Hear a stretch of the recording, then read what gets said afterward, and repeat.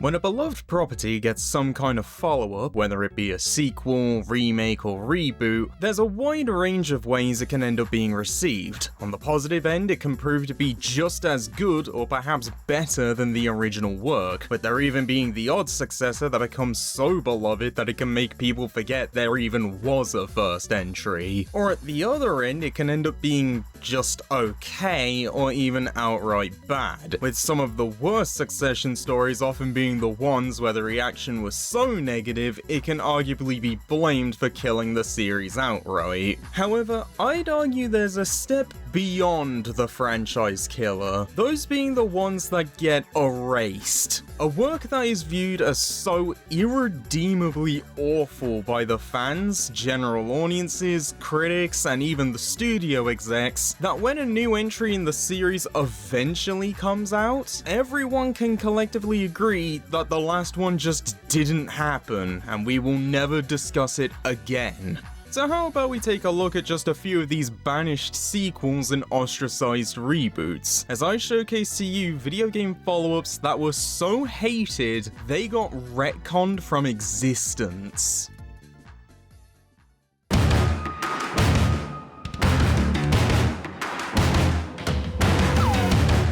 Let's start things off with what's easily the most famous case of a failed game reboot, with 2013's DMC Devil May Cry. Although to get a full grasp of the story, we need to go back to 2008 with the release of Devil May Cry 4, which marked the series' transition to a multi-platform franchise after the first three entries were all PS2 exclusives, with it ultimately selling around 2.32 million copies by the end of the year. Despite that figure making it the best-selling entry at the time, along with it being far from a financial failure, it was still viewed as being a bit of a disappointment internally by Capcom, as in addition to that figure not being that much more than previous games' sales, they were hoping to reach similar numbers to Western action games that were selling 4 to 5 million copies. Or to put it in other terms that give you the full context, they were hoping an action hack and slash game would start selling similar numbers to Call of Duty, purely because it was now on 3 platforms instead of just 1. That more than anything should set the tone for how intelligent Capcom's decision making is going to be from this point forward. Anyway, the top people at the company figured that if DMC is to reach those kinds of numbers, the only method of doing so would be via a full-scale reboot, specifically one that could cater to the tastes of Western audiences. And due to a mix of Hideaki Itsuno, the director of DMC's 2 through 4, putting all of his energy into a dream project of his, which would eventually become 2012's Dragon's Dogma, along with DMC's creator and director of the first game, Hideki Kamiya, having long left Capcom by this point to start up both Platinum Games and the Bayonetta series, it was decided to outsource the title to another studio, ultimately choosing the British-based developer Ninja Theory, who at this point in time were generally unknown, their most notable release beforehand being the 2007 PS3 exclusive Heavenly Sword.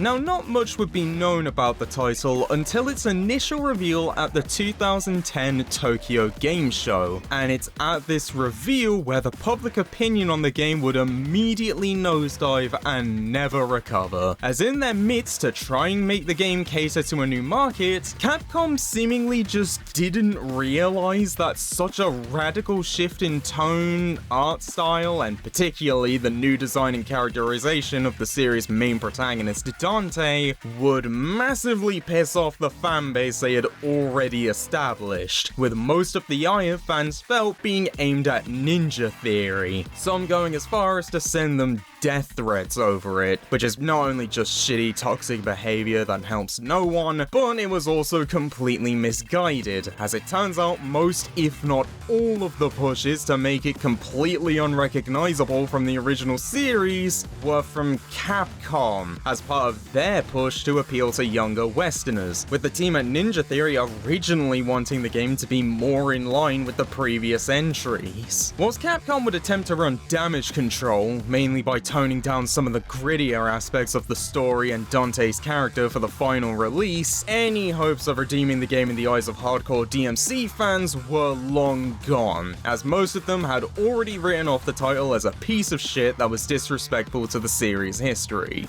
Despite Capcom's expectations that DMC Devil May Cry would ship 2 million copies by the end of the fiscal year, that target soon dropped to 1.2 million, before falling again to 1.15 million, meaning that not only did they chase off the already established fanbase, but they completely failed to draw enough new fans in to make up for it, resulting in a title that ended up doing worse than DMC4, whose perceived underperformance by the execs was the entire reason this reboot even happened, with its failure being viewed as not only the reason why when the franchise eventually returned, it was decided to go back to the original timeline with 2019's Devil May Cry 5, which in turn ended up being one of the most positively received and best-selling entries in the series, but it's also widely believed that it and similar failures like 2009's Bionic Commando and 2013's Lost Planet 3 are what eventually led to Capcom deciding to stop their strategy of outsourcing development, as well as the various pushes to westernize their franchises.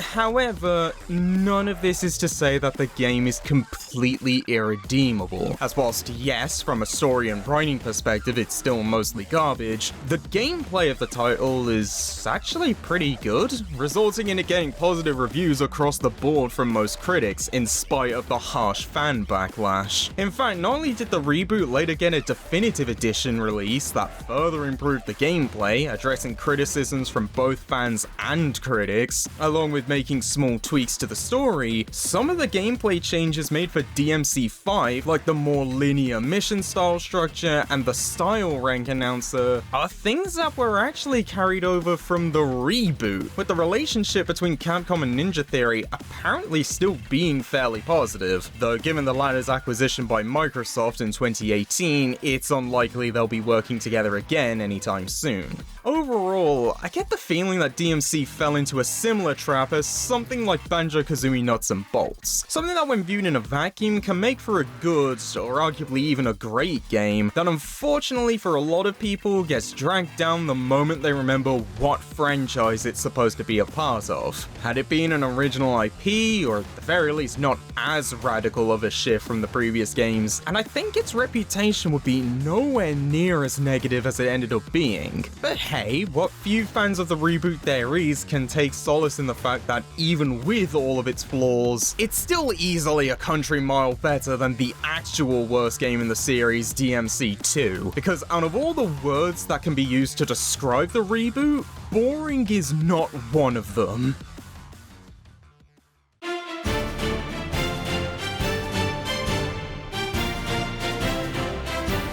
Next up, we have 2012's Soulcalibur V, the game that is, without question, the most divisive entry of the iconic weapon-based fighter series that's always played second fiddle to its more popular sister series, Tekken. Now, for full transparency, not much is actually known about what happened behind the scenes with SC5. However, if both a tweet and statements made just a few months after release from the game's director, Daishi Odashima, are anything to go by, it seems to have been the victim of a rushed schedule that was pushed on them by Bandai Namco, most likely to get something out of the door before the end of the fiscal year after Tekken Tag Tournament 2's underperformance in arcades. The most notable remnant of this ended up being one of the two major criticisms the final release got, its utter lack of single-player offerings, and how what was on offer felt very barren and half-assed, primarily from both the complete lack of any kind of ending for the game's arcade mode, and how despite the story being planned to feature a lot of content and animated cutscenes by CyberConnect 2, developers of Asura's Wrath, the Dot Hack series, and various anime fighting games, the end product ended up being mostly still images with voiceover that can be beaten in about 2 to 3 hours. Now that first issue would likely affect the game's longevity, but given that the gameplay itself was still just as good as any previous entry, it wouldn't be a massive deal breaker to the pre-existing fans,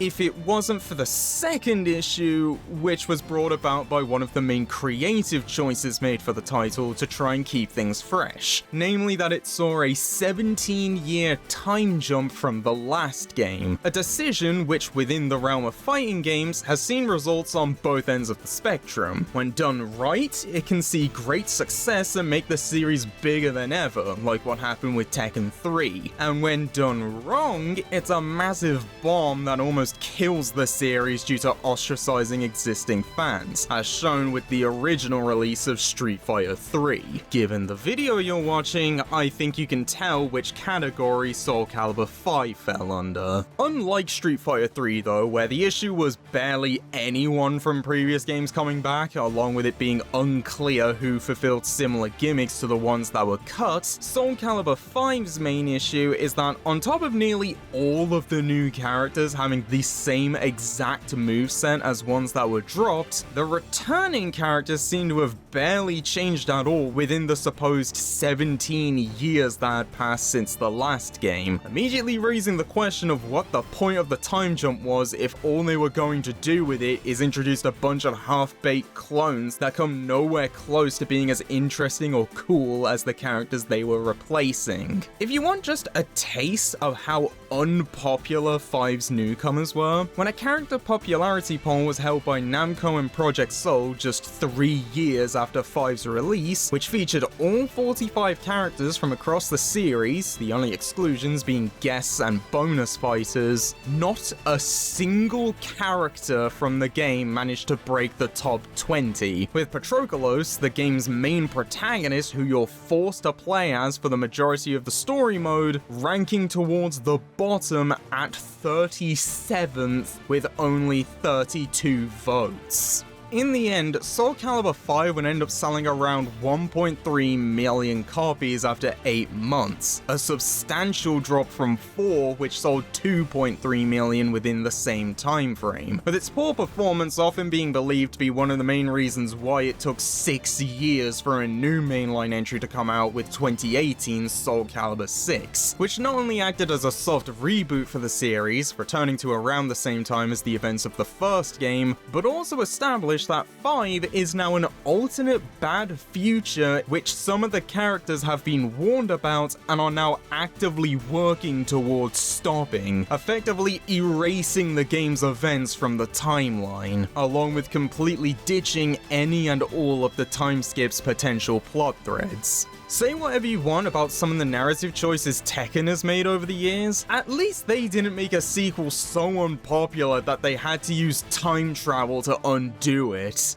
They just refused to let anyone in the Mishima family stay dead. Regardless, while Soulcalibur V did receive some recognition for its combat, it has easily gone down as one of the least popular entries in the series, with there not being many people upset that its story and characters have effectively been left on the shelf to be forgotten. The only thing left to upset them being that 5 years have passed since the last DLC for 6, and there's been no news on a potential Soulcalibur 7. But hey, it could be worse. You could be a Darkstalkers fan, assuming there's any left that are still alive.